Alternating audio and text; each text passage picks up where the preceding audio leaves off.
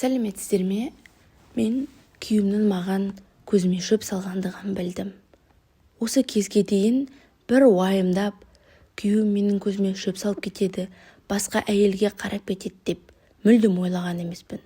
Ұйықтасам да түсіме кірмеген дүние. Күйеуім маған ақтала бастады. Бір рет қана болдық. Маған келіп қатты ұялдым және қорықтым сенен дейді.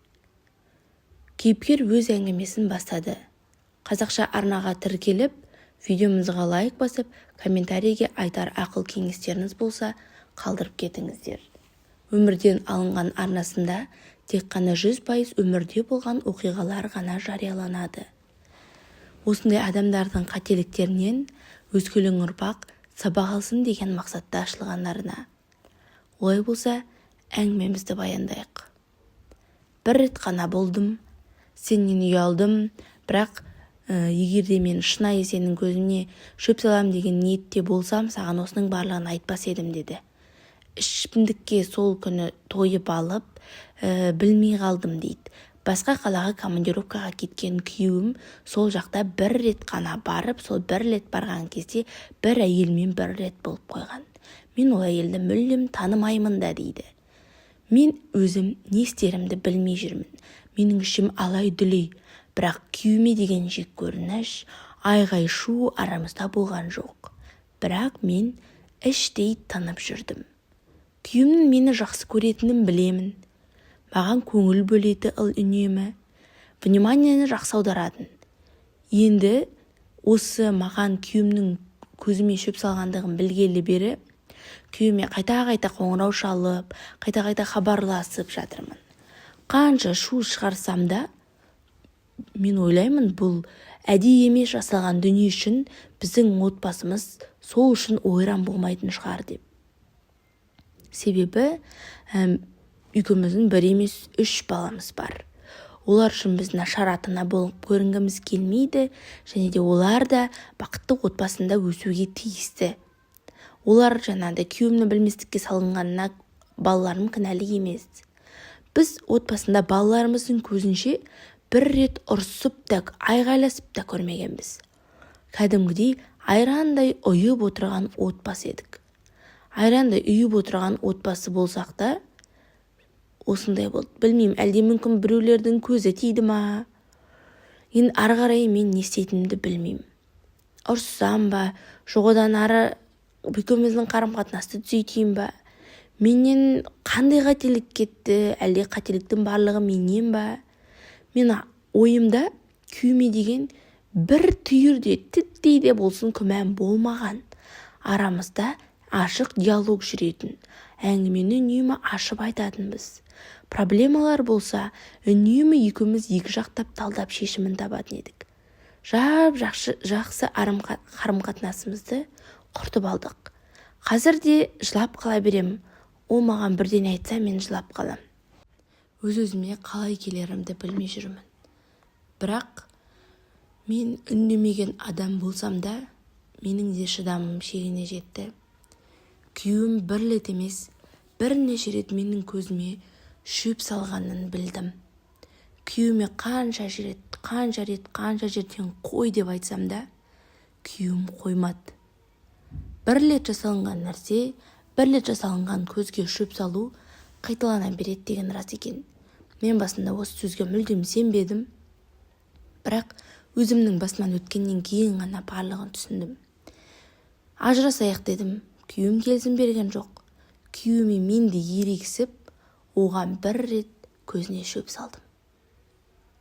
Күйеуім оның барлығын біліп қойды әрине. Қырғын болып үйде айқай, ушу болды. Сол кезде біз ажырасу процесінде жүрдік уже.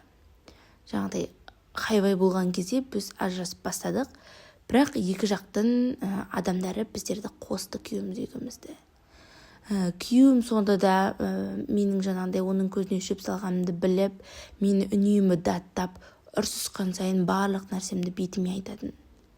Арамызда айтқанымдай, қанша дегенмен 3 баламыз бар. Бір ұрсыс болса, күйеуім соны бетіме басып айтады. Өзім де білемін, менің үлкен қателік жасағанымды, бірақ еш нәрсе өзгерте алмаймын. өкінгеніммен мен ештеңе өзгерте алмаймын. Менің күйеуім де судан ақ сүттен таза емес, бірақ неге өзінің 1000 рет жасаған изменасын менің 1 рет жасағаныммен теңейді? Даже теңгермейді. Себебі менікі оныңкінің қасында үлкен бір глобалды сондай проблема болып тұр ол үшін. Мен оған адал болуым керек екен да, ол шетте маған көзіме шөп салып жүре беру керек екен. Сіздер қалай ойлайсыздар? Менің орнымда сіздер күйеулеріңізді кешірер ме едіңіздер? Егер сізге күйеуіңіз бірінші изменасында осылай келіп тұрса, мен білмей қалдым, кешір мені, енді қайталанбайды, әдейі емес, мен ол кезде өзімнің ішкілікке салынып қалдым, сол кезде ішімдік ішіп қойдым деп үйге келсе, 1 рет қана болды ол десе, сіздер соған сеніп кешірер ме едіңіздер? Араларыңызда 3 балаларыңыз болса, негізі балалар ата-ана деген галочка үшін емес, бақытты отбасында өмір сүру керек дегенге келісесіздер ме әлде? Мен білмей жүрмін, ажырасқаным дұрыс па, әлде былай бірге өмір сүріп балаларымды әкесіз қалдырмағаным дұрыс па? Негізі үлкендердің ақылын тыңдасам, менің анам айтатын, ажыраспа дейді, бірақ егер ажырассаң, 3 балаңды күйеуіңмен бірге жібер дейтін. Себебі 3 баламен ол еркек ешқандай әйелге керек емес. Жас әйелдер қазір көп еркектерді сындырып алатын, көп еркектерді болғысы келетін негізі жас келіншектер, жас әйелдер, күйеуге шықпаған қыздар. Олар 3 баламен еркекті мүлдем керек етпейді. Себебі күйеуге шықпаған әйел тек қана төсек қатынасын іздеп тұрған әйелге 3 бала мүлдем керек емес. Ол бала шешеге ғана керек. Негіз айтады ғой, әйел 3 баласымен қалса да, ол күйеуге шығады, шықпайды емес. Бәлкім яки еркек те үйленер әрине, бірақ ол әйел шешесі болмағаннан кейін ол балалардың бәрібір ол балаларға деген қарым-қатынас басқаша болады. Мен енді қазір 2 оттың арасында жүрмін. Күйеуіме мен де опасыздық жасадым, ол да маған опасыздық жасады. Менікі де әрине дұрыс емес, бірақ менің де шыдамымның шегі бар.